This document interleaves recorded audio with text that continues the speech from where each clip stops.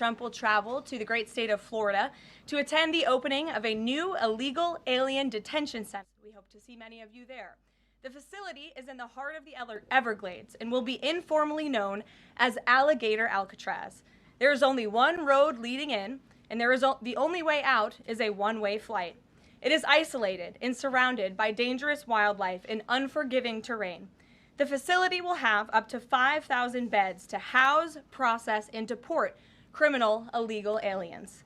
This is an efficient and low-cost way to help carry out the largest mass deportation campaign in American history. We are truly coming off a historic week of President Trump racking up win after win on behalf of the American people. President Trump restored peace through strength and acted decisively as commander-in-chief to obliterate the immediate threat of the Iranian regime's nuclear capabilities, and then brokered a ceasefire between Israel and Iran, which continues to hold. Then, the president traveled to the Netherlands and achieved a monumental win for the United States and the NATO alliance by getting our allies to dedicate 5% of their GDPs to military spending. As a result of President Trump unleashing American energy dominance, summer gas prices are at the lowest they have been in 4 years, heading into the July 4th week. And with the incoming Trump economic boom, the stock market continues to roar back, with the S&P 500 and the NASDAQ both hitting record highs. And on this point of an economic boom, I bring to you original correspondence from the President of the United States to our Fed Chair, Jerome Powell. As the President has consistently stated, the American economy is booming. And there were so many economic analysts who said that this president's policies would drive our economy down, when in fact we have seen the opposite. We've seen a massive deregulation campaign take place. We've seen inflation completely diminished from where it was under the reckless spending and the bad policies of the previous incompetent administration. I would remind the Fed chair, and I would remind the entire world, that this is a president who was a businessman first, and he knows what he is doing. He has a proven economic formula that worked in his first term as president, and it is working again. The one problem that remains is high interest rates for the American people. The American people want to borrow money cheaply, and they should be able to do that. But unfortunately, we have interest rates that are still too high. So the president sent this note to the Fed chair today. And if you look at this chart, this is a chart of all of the interest rates of many countries throughout the world. At the top is Switzerland. They're only paying a quarter for interest rates. Cambodia, Japan, Denmark, Thailand, Botswana, Barbados, Taiwan, Bulgaria, Cuba, Sweden, Morocco, Cabo Verde, South Korea, Algeria, Canada, Albania, Libya, Malaysia, China, New Zealand, Trinidad and Tobago, Czechia, Bolivia, Australia, Costa Rica, the Bahamas, Kuwait, Papua New Guinea, Bosnia, United Kingdom, and the UAE are all paying lower interest rates than the United States of America, which has one of the hottest and strongest economies in the world. The president sent this note to the Fed chair. It says, "Jerome, you are as usual too late. You have cost the USA a fortune and continue to do so. You should lower the rate by a lot. Hundreds of billions of dollars are being lost, and there is no inflation." And the president is right. There is historically low inflation thanks to his policies. And we will continue to drive down the cost of living in this country for Americans. We will continue to deregulate. And it's also incredibly important that we pass this one big, beautiful bill, which is the largest tax cuts in American history. And that's why the White House and the president himself have been in touch with lawmakers all weekend long to get this bill passed. And they are working very hard to do so. It remains a top priority for the president. And this bill has exposed the clear differences between Republicans and Democrats in 2025. The Democrats are doubling down on craziness and radical policies that are undermining the very fabric of our country. Just look at the Democrat nominee for New York City Mayor, Zohran Mamdani. He's a Democrat socialist, really a communist, who proudly calls to defund the police, peddles anti-Semitism, praises pro-Hamas groups, wants Israel abolished, and believes wealthy Americans should not exist. Those are his words, just as recent as this weekend. Meanwhile, under President Trump's leadership, Republicans are fighting tirelessly for everyday middle-class working Americans who re-elected this president, and we're carrying out a revolution of common sense, and all of that is packed into this one big, beautiful bill. It delivers the largest middle and working class tax cuts in U.S. history. It keeps America safe by funding the largest ever one-time investment in border security. It's enough to reverse the Biden border invasion. And every single Democrat is against that, against securing our border and deporting millions of criminal illegal aliens.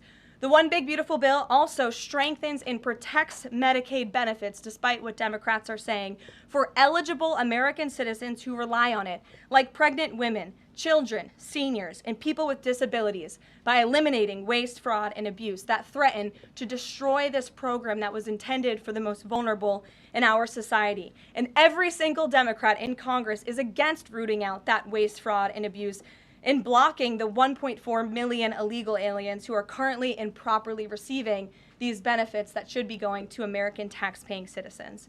The Democrats in Congress are more concerned with defending illegal aliens than they are hardworking Americans.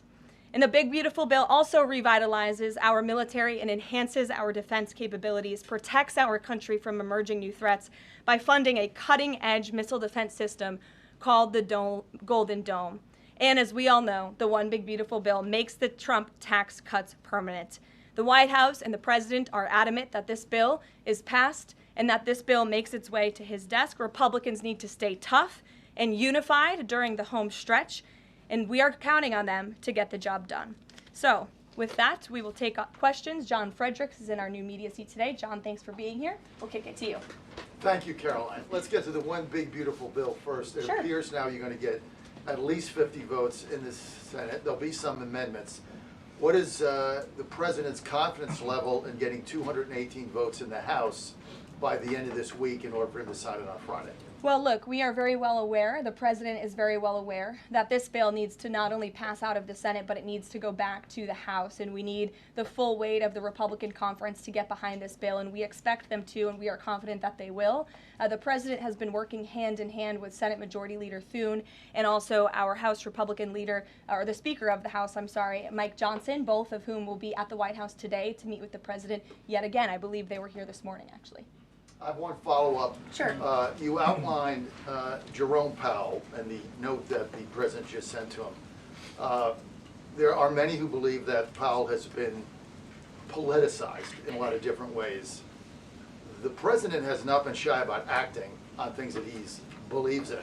Why not just fire Jerome Powell and put in somebody that is going to lower rates? Why wait? Well, it's a good question, and one you can ask the president, because that's a decision for him to make. But you're right to point out the politicization of the Fed, and it's very unfortunate for our country. But Jerome Powell cut rates numerous times ahead of the election when Joe Biden was in this Oval Office, but now he refuses to, and the economy is in a much better place. So there really isn't a good explanation for that, and the president is rightfully calling attention to it. Thank you. Kelly. Good afternoon. On Iran, the president posted on his social that he is not even talking to them anymore. When we were at NATO, he said he expected the U.S. and Iran to have talks as early as this week, and that he might even want to see a written agreement. What is the update now if he's saying he's not even talking? So as I told you from the podium last week, I said the administration, and namely our special envoy Steve Witkoff, has been in communication both directly and indirectly with the Iranians. That communication continues. The president himself has not talked to Iran, which he pointed out in his truth statement. Peter. Thank you, Caroline. Does President Trump want Zoran Mamdani deported?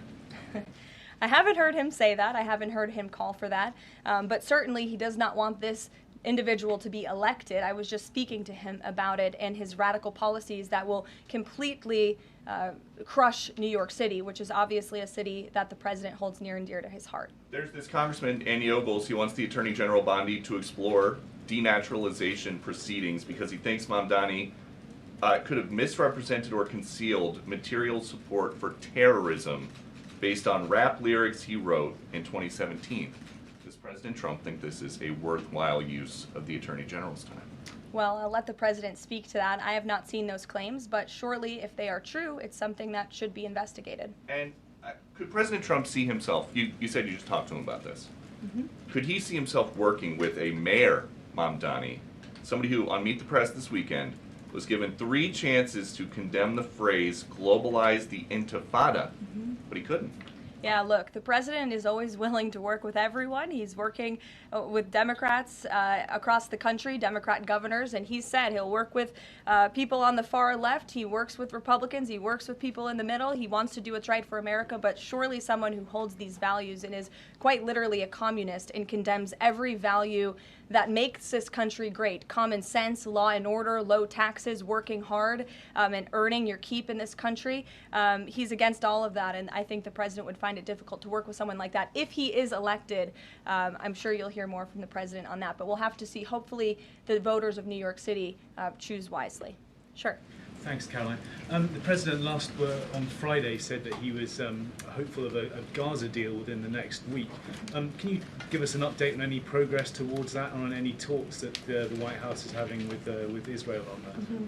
Sure. Well, I know that Mr. Dermer is in Washington this week to meet with senior officials here at the White House. I also know that this administration is in constant communication with Israeli leadership, and the president himself speaks frequently, as you know, to Prime Minister Netanyahu. But this has been a priority for the president since he took office, to end this brutal war in Gaza. It is because of this president that humanitarian aid is being brought into the region. It's heartbreaking to see the images that have come out from both Israel and Gaza throughout this war, and the president wants to see it end. He wants to save lives, and however, the main priority for the president also remains to bring all of the hostages home out of Gaza. As you know, his tireless effort has brought home many of the hostages, including all of the American hostages who were held there. So he wants to see both things happen, and we're continuing to work very hard to do those things. Sure.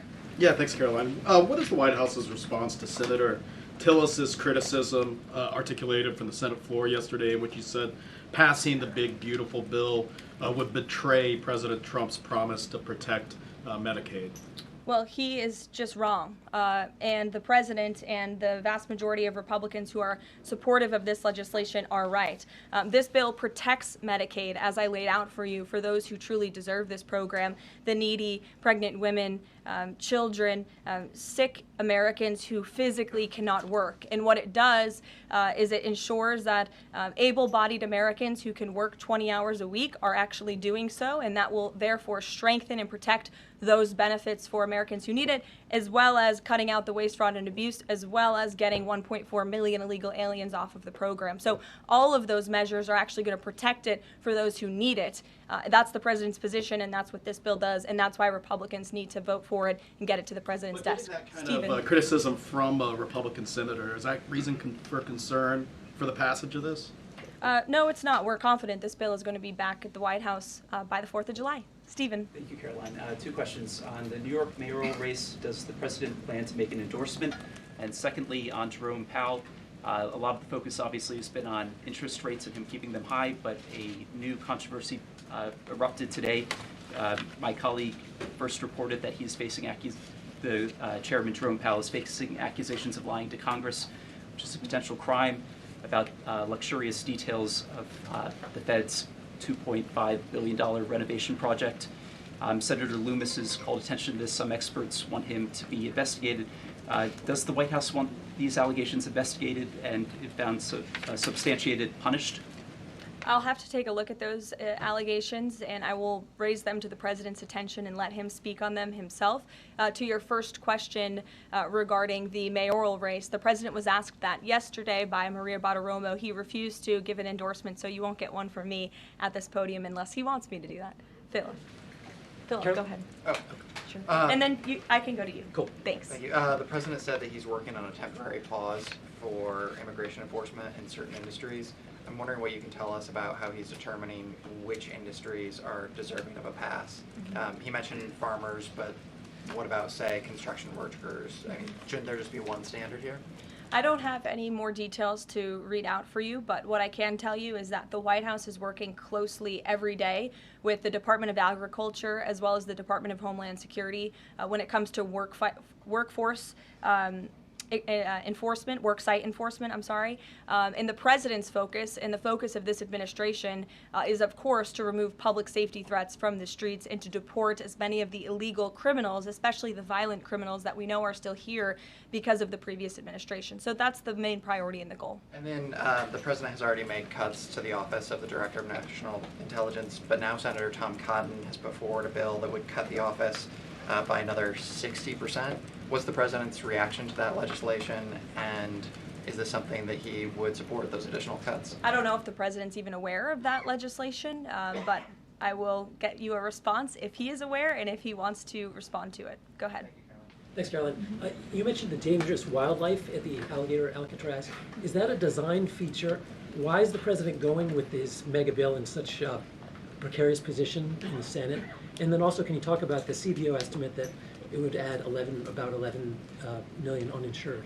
Well, look, when you have illegal murderers and rapists and heinous criminals in a detention facility surrounded by alligators, yes, I do think that's a deterrent for them to try to escape. We do know that some of these illegal criminals have escaped from other detention facilities, like one in New Jersey, which I know was recently reported on. So, of course, we want to keep the American people safe, and we want to remove these public safety threats from our streets, and we want to effectively detain them as best as we can. As for why the president is going, I think his trip to this detention facility actually underscores the need to pass the One Big Beautiful Bill, because we need more detention facilities across the country. The last administration let in nearly 20 million illegal people from all over the world, and this administration is focused on arresting and detaining them.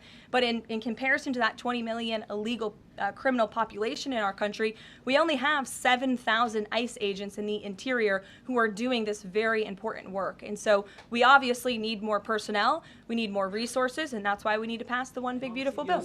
On the CBOs. Go ahead. Yes, in the pink. Oh, thank you, Welcome. Caroline. Can you please share some details of China trade deal? Has the U.S. agreed to ease some export, technology export restrictions? Sure. Well, the final language that was agreed upon in both Geneva and in London was signed just past week. We can get you that final text of the agreement. Go ahead. Thank you, Caroline. Eamon, and then behind you. Okay, thanks, Caroline. So on Jay Powell, has the president got a short list of who he wants to see as Jay Powell's successor, and is he going to name a successor as early as this summer? I won't get ahead of the president on any announcements on that. Does he like Scott Besson for the job? Again, I won't get ahead of the president. And on TikTok, if you could, real quick, he said Sure. yesterday he's got a buyer, but the question there is, does he have a seller? And do you have any indication from the Chinese government that they've authorized a sale of TikTok to the U.S. or to U.S. buyers? What I can tell you is that these discussions with China regarding the sale of TikTok have been ongoing at the highest level, and they will continue. As you know, we have another 90-day extension, and it's just to continue to work out this deal and make sure that TikTok stays on for the American people. That's the president's main goal in this, while protecting their privacy and their security. Behind you. Go ahead. Thank you, Caroline. The president has been calling for a deal in Gaza for 2 days and many posts. Who is blocking the deal? And one other thing, when he posted on Netanyahu's trial, also he said it interferes with the negotiations on Iran and on Gaza. What did he mean by that? I'm sorry, to your second question? The second question, when he posted about the Israeli Prime Minister trial, Yes. he said it interferes with the negotiations on Gaza and on Iran. What did he mean by that? It interferes because it physically and logistically was interfering. The prime minister was slated to go to court last week when he's in the middle of negotiating a peace deal and bringing hostages out of a war-torn region. And so the president was simply, I think, emphasizing his empathy that he has for Bibi Netanyahu and seeing him go what he's going through with his own judicial system in the state of Israel. Clearly, the president knows that very well. He, too, was a victim of a judicial system that was trying to put him in jail. As you all know, you all covered it, but President Trump prevailed. That's why he's back in the Oval Office, and he believes that Bibi Netanyahu is a great leader for the people of Israel. The president just worked with him closely to end that 12-day war and to obliterate Iran's nuclear facility, to take out that imminent threat, not just to the state of Israel, but also to the United States of America and the rest of the world. And he believes that Prime Minister Netanyahu should be praised for that. Go ahead. Thanks, Caroline. On the mega bill and the amendment that would limit Medicaid expansion under the Affordable Care Act, does the president want that amendment to pass? The president wants this bill to pass. Meredith.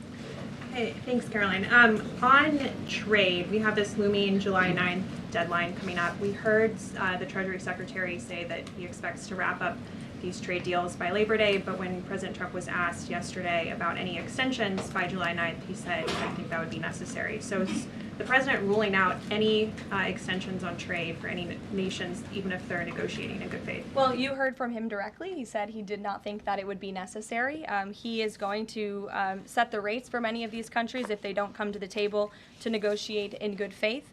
And he is meeting with his trade team this week to do that. Mary. Thanks, Caroline. I just watched a CNN segment on a new app called Ice Block, and it kind of appeared to be promoting this app where you can tell people where ICE agents are. Given the recent rise, An app that tells people where ICE agents are? Yes. And given the rise, I believe 500% increase in assaults on ICE agents, I wanted to see if you could comment on that and why CNN would be promoting such an app. Well, it's a very good question. I'll have to go back and watch the clip myself, but surely it sounds like this would be an incitement of further violence against our ICE officers. As you know, as you stated, there's been a 500% increase in violence against ICE agents, law enforcement officers across the country who are just simply trying to do their jobs and remove public safety threats from our communities. And that's something we as Americans, including journalists at CNN who live in many of these cities where illegal aliens are hiding and were let in from the previous administration, should be very grateful for. So we haven't seen the clip. We'll take a look at it, but certainly it's unacceptable that a major network would promote such an app that is encouraging violence against law enforcement officers who are trying to keep our country safe. Caroline, Shelby. I just wanted to get a clarification on the Senator Rick Scott's amendment. It sounds like the president is agnostic about whether it's attached. Is that accurate? Look, I'm not going to get into the details of the discussions that are ongoing right now, but the president wants these senators to come to a conclusion, to get this bill back to the White House as soon as possible and make sure that it's a piece of legislation that can make its way back through the House as well. So obviously there's some ping-ponging between both sides of Capitol Hill right now, but that's why Senator Thune and Speaker Johnson are working with the president in lockstep every step of the way. In the back, News Nation, go ahead. Thanks, Caroline. The president did and then announce. in front of you, yes. In front of. The Sure, president I'll take did. both of you. The president did announce last week that the trade deal with India is closed, and this could happen anytime soon. Are there any roadblocks as of now? Are there any updates on that?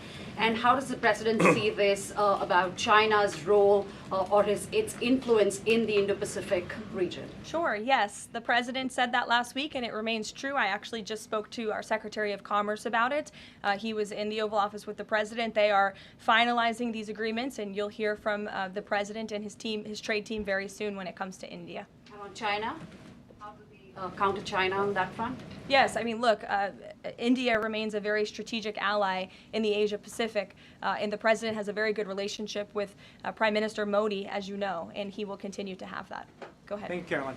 On the reconciliation bill, Senator Tillis from the floor yesterday seemed to suggest President Trump was getting bad counsel on the effects of the bill. Is President Trump aware of the analyses, and there are several of these, that suggest if rural hospitals potentially close, if there are Medicaid patients in the millions that become ineligible for that? Yes, and that claim is just simply untrue. Rural hospitals comprise 7% of all hospital spending on Medicaid, and that illustrates that they have not benefited from the massive increase of waste, fraud, and abuse under the Biden administration. So this bill strengthens Medicaid. It will protect those benefits that hardworking Americans need, and that's why the president wants this bill to pass. The senator was wrong. The president put out a Truth Social post addressing it, and then the senator announced he's no longer running for office anymore. So I think that case has been closed, and the White House is continuing to focus on getting this legislation to the president's desk for his signature. Go ahead. Yes, you. Yeah, thank you so much. Well, you and then you. There's confusion here. A question on Syria. Go ahead. Has the Syrian government get back to you that they are ready to join the Abraham Accord? Is there any discussion with the Syrian and Israeli government for having a security agreement? This is the first question. And the second question, what's the end goal for talking with the Iranian? Is that only focused on the nuclear program, or they are willing to speak about the other issues like the proxy groups and ballistic missiles, or even trade with Iran?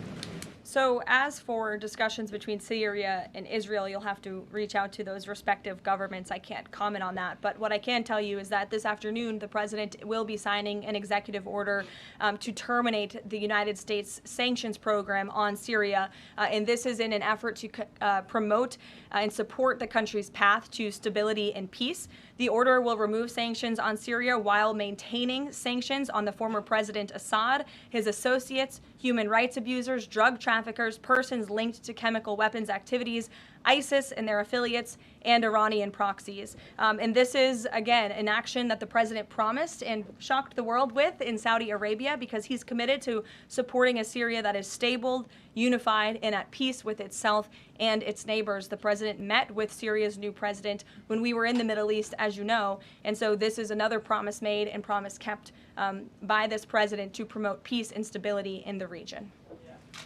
Thank Go ahead, you, Alice. Sure. Questions on two topics, if you don't mind. Sure. Alice with NTD here. First, on Canada. Canada says it's now dropping its digital services tax on American tech companies days after President Trump says he's halting all trade talks with Canada. First, what's the president's reaction to this? Can you tell us more about his call with Prime Minister Carney over the weekend? How did he get Carney to drop it? And also, what's the impact on American tech companies given this latest progress, as the president says he has been fighting for American tech companies? It's very simple.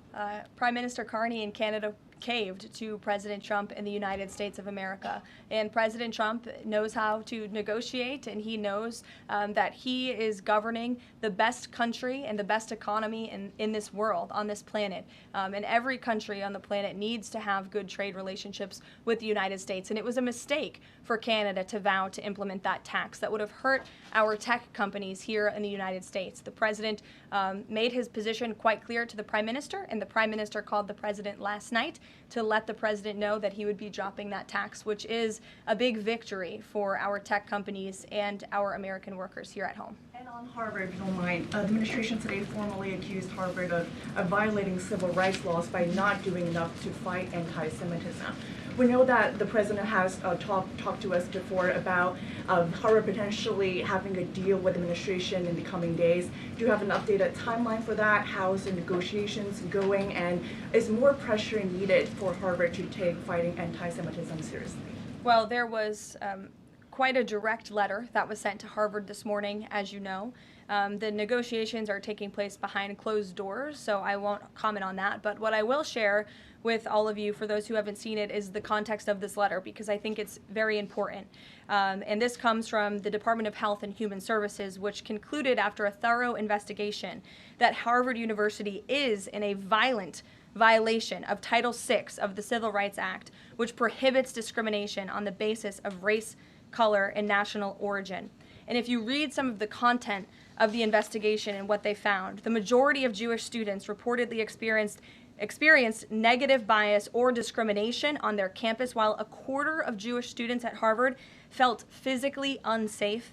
Jewish and Israeli students were assaulted and spit on. They hid their kippahs for fear of being harassed and concealed their Jewish identity from classmates for fear of ostracization. Images were widely circulated amongst the Harvard community that trafficked in obvious anti-Semitic tropes, including one that showed a dollar sign inside of a Star of David, and the campus was vandalized with anti-Semitic stickers, including one that showed the Israeli flag with a swastika. The Harvard campus was racked by demonstrations, as you all know, violent protests that violated the university's rules of conduct.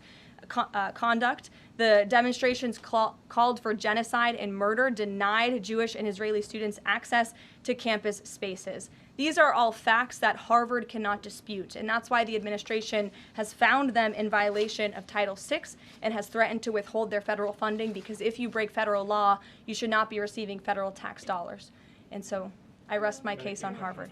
Andrea. Yeah, so President Macron of France earlier today said that tariffs levied by powerful countries are often a form of blackmail, and criticized the sort of process that's underway. Didn't mention the United States specifically, but said that these tariffs are really hurting developing countries. So there's this big UN conference going on. What do you say to that? What is the president, was he aware of that comment, and did he have any response? I think the president and the White House would certainly reject that characterization by Prime Minister Macron. Tariffs are an effective use of presidential power to bring back the middle class, to bring back our manufacturing industry, which was the backbone of our American economy and has been hollowed out by globalist politicians who have caved to foreign countries instead of doing what's right for American workers. That's why the president is effectively utilizing his authority to wage tariffs and to utilize tariffs, and continues to be in discussions and negotiations on trade to do what's right for America. And Europe and the rest of the world might not be used to that, but President Trump is back in town, and he's going to do what's right for our people and our country. Can I just follow up on Netanyahu? So there's a report in Israeli media that the Prime Minister will actually be here, that Netanyahu will be here today meeting with the President. Can you confirm that? I don't believe Prime Minister Netanyahu is here today. I think you guys would know about that by now. Unless there's something going on I don't know about, but I don't believe he is. I do know he has expressed interest in coming to Washington and meeting with the President, and we are working on a date for that. I do not believe it is today, but that would be fun. You never know in this White House, let's be honest. Go ahead. Thanks, Karoline. Does the President support this new measure in the big, beautiful bill that would impose steep new taxes on new wind and solar projects? I believe you're referring to the credits for wind and solar projects. And what I'm talking about the new tax. There's a new tax that it's estimated would add 10 to 20% to the cost of any new wind and solar projects that start after this year. Again, I don't want to comment on the specifics of provisions, but I'm sure the President will speak on that directly. Again, this is an ongoing process. The President continues to be very much engaged with the leadership in both the Senate and the House to get this bill back to his desk. Did the President ask for that provision? Because the National Building Trades Union is saying that it's the equivalent of terminating more than 1,000 Keystone XL pipeline projects. Is that something that would concern him? Well, the President spoke on this yesterday in his interview, and he said he understands that legislators want to protect jobs in their communities and in their districts. And so he understands why some of them are against this provision, but he also understands why people want the provision. So again, this is an ongoing deliberation and discussion, and the President is engaged in this very much. Go ahead. Thanks, Caroline. We've been hearing from White House officials for weeks that you're close on trade deals with a number of countries. Can we get any update on which countries will have deals by the 9th and when there may be any announcements? I'll let the President and the trade team speak on it. Can you respond to the CBO estimate that the Senate bill would increase the deficit by nearly $3.3 trillion? This is one of the most fiscally conservative pieces of legislation that has ever made its way through Capitol Hill. There's $2 trillion in mandatory savings in this bill, and not only that, the projected growth that this bill will bring to our economy. It will be an economic boom. The Council of Economic Advisors has an analysis that shows that the bill will generate $4.1 trillion in economic growth, and it will cut taxes, putting more money back into the American people's pockets. That's why this President wants this bill to pass, and I know he's busy working the phones and doing what he needs to do today to make it happen. So we'll see you all later. Thank you. We'll see you in Florida tomorrow.